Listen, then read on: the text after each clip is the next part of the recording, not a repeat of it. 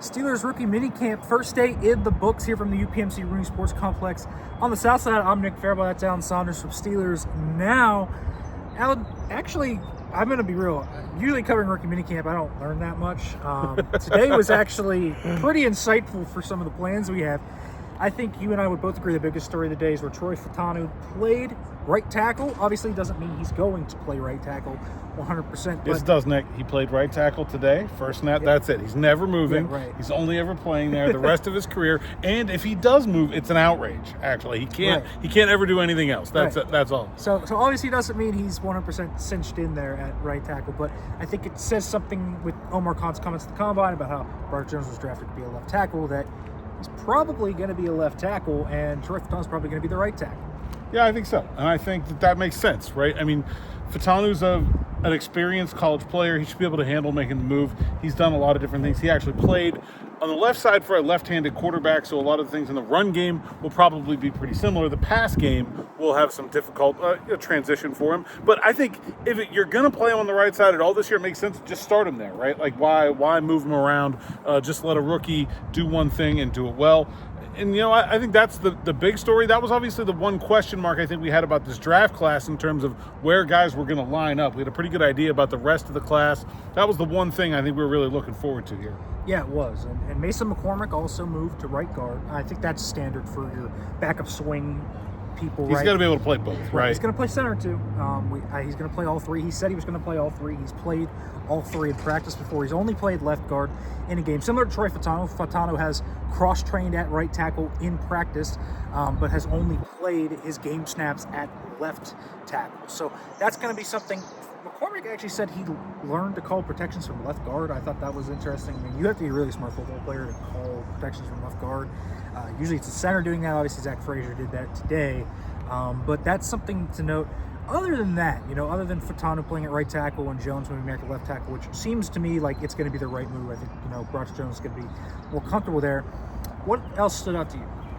I think on defense, I was mostly looking at the defense. Payton Wilson, just as a guy who came in first day, was already calling the defense, seemed very comfortable, like sure of himself, has only had the playbook for 2 weeks. Thought that was pretty impressive. Tyler Murray, who was on this team last year, was on the practice squad and a futures contract. He's here. So it's not like they didn't have someone who's been more experienced with the defense to call plays, but they decided to go with Payton Wilson, the rookie, and I thought he did a nice job with it. He's just he's an older rookie than the Steelers have typically drafted, but it's been very striking to me how mature he is, how well-spoken he is. He just seems like a guy that is ready to make an impact right away. And I don't know how big of an impact that's going to be. Obviously, the Steelers, spent a lot of money on Patrick Queen. They still have Landon Roberts. They still have Cole Holcomb. I don't know that he's going to have a big role, but he certainly seems like the kind of person that is going to be ready to go, hit the ground running, and have an impact this year.